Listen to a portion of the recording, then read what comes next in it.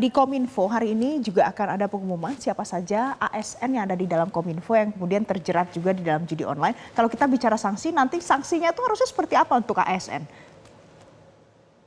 Ya, jadi sebetulnya kalau kita putar ulang apa pernyataan Menkominfo itu akan mengumumkan berapa jumlahnya begitu kan, bukan identitas ASN atau Hmm, pegawai Kominfo karena ada pegawai yang sifatnya honorer juga ya di kementerian dan lembaga seperti driver, security begitu, office boy. Nah ini tentu ada sanksi sesuai dengan aturan ya kalau dia misalnya ASN tentu ada undang-undang ASN tadi Pak Trubus sudah menyebutkan ya kalau dia tenaga honorer tentu juga ada aturan-aturan yang berlaku begitu ya. Jadi sekali lagi yang akan disampaikan adalah jumlah ya, tentu kalau identitasnya kan tidak baik juga kalau kita sampaikan hmm. begitu. Oke, jadi nanti sanksinya akan diberikan sesuai dengan aturan yang berlaku begitu ya Bang Usman ya. Bang Usman, tadi kan kita bicara soal sanksi yang akan diberikan untuk ASN. Nah tapi di samping itu pada saat Satgas ini beroperasi sejauh ini, selain memberikan sanksi kemudian penindakan tegas, sejauh ini kendalanya ada di mana? Mengapa Satgas ini mungkin perlu waktu lebih lama lagi untuk bisa melakukan pemberantasan judi online ini benar-benar sampai akar? Ya, jadi memang tadi Pak Trubus sudah sampaikan, ya saya juga berulang kali menyampaikan ini kan terkait dengan supply dan demand ya. Kemudian juga terkait dengan teknologi dalam konteks supply-nya. Jadi kenapa sekarang lebih mudah, sangat banyak orang yang terjerat judi online dari berbagai kalangan ya karena teknologi mempermudah itu. Jadi aksesnya itu eh, ya luas ya dibandingkan judi offline ya pasti lebih terbatas. Ya kemudian juga apa yang tadi Pak Trubus sampaikan, kultur digital itu ya kultur instan ya menciptakan kultur instan orang mau cepat dapat uang banyak begitu kira-kira. Nah ini dari sisi supply begitu ya. Kemudian juga dari sisi demand, kebutuhan masyarakat atau tuntutan masyarakat ya karena tadi diawali adanya supply itu juga semakin tinggi jadinya ya semakin tinggi jadinya sehingga kita harus memutus di dua sisi ya memutus supply dan memutus demand. Memutus demand dengan melakukan pencegahan ya pencegahan itu melalui edukasi melibatkan Hmm, seluruh lapisan masyarakat sampai ke desa-desa tadi. Jadi kami nanti akan melibatkan Babinsa misalnya sampai desa-desa untuk melakukan edukasi ya bahkan kemarin juga hmm. Satgas mengumpulkan ya para tokoh agama agar mereka juga bisa memberikan semacam edukasi kepada masyarakat ya dari sisi Baik. agama bahwa judi itu haram dan Hmm, seterusnya sesuai dengan ajaran ataupun aturan di dalam agama ya baik. begitu. Nah, ini kita coba dalam konteks untuk memutus demand.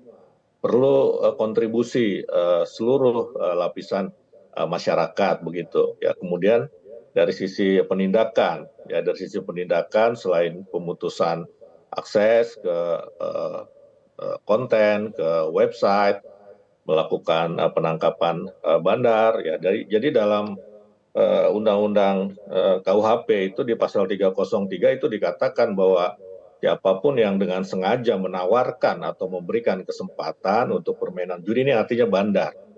Itu nomor satu dulu itu di pasal 303. Jadi memang Hmm, bandar sebetulnya menjadi target utama pasal 303 KUHP. Ini juga harus dilakukan penangkapan-penangkapan begitu. Nah selain penindakan yang sifatnya langkah hukum, tentu mhm, ada langkah-langkah penindakan yang quote unquote ya misalnya mhm. rehabilitasi begitu karena Baik. tentu kita harus memperlakukan korban-korban masyarakat pemain judi terutama yang kecil-kecil ini ya sebagai Ya. korban ya korban Oke. korban dari bandar judi online begitu. Oke, nah itu kalau dari sisi Bang Usman. Kalau Pak Trubus, ini kan tadi adalah yang dibicarakan adalah memutus supply. Dan yang salah satu yang paling mudah itu adalah karena semuanya digital, bisa diakses dari mana dan oleh siapapun.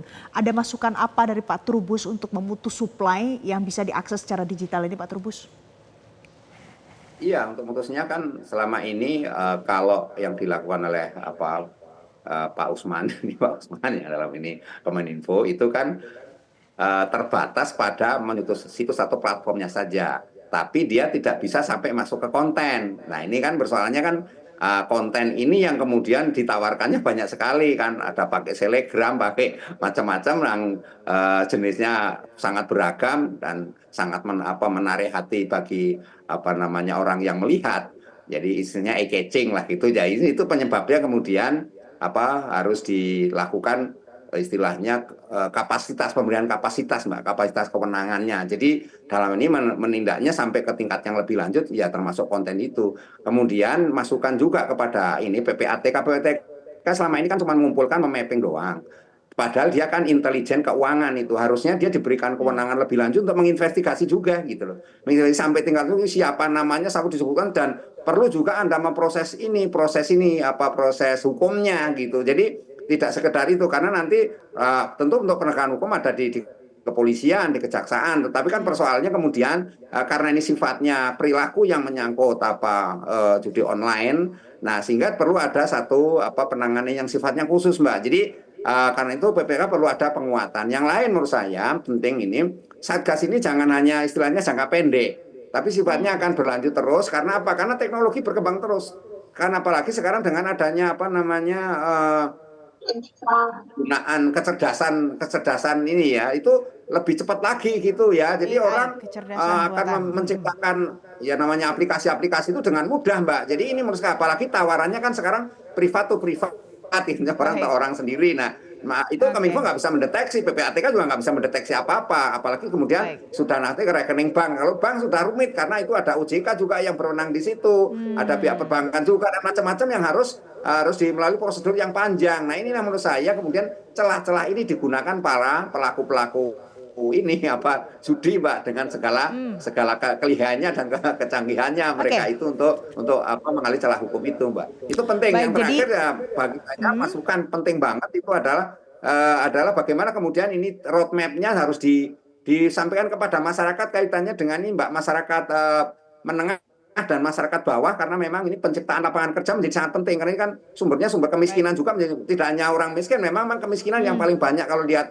di Jakarta ini paling banyak penerimanya kan di Jakarta Barat Mbak, yang wilayahnya itu Cengkareng, Kemayoran, ada Jakarta Pusat sedikit, terus kemudian Tambora, dan kalau wilayah-wilayah Jakarta Timur, Jakarta Selatan kan nggak banyak. Nah ini kan juga menjadi hal harusnya itu menjadi tindak lanjut dari kepala daerah dalam ini Gubernur DKI dan wali kota untuk menindaklanjuti seperti itu Mbak. Jadi teman-teman jangan hanya kabar angin terus selesai gitu Mbak. Menurut saya itu Mbak. Oke, jadi jangan hanya kabar angin lalu selesai, tapi mudah-mudahan nanti kerja Satgas Berantas Judi Online ini bisa jangka panjang dan menyesuaikan dengan perubahan zaman apalagi teknologi begitu ya. Terima kasih Pak Trubus, terima kasih Bang Usman sudah bergabung bersama kami pagi hari ini di Selamat Pagi Indonesia.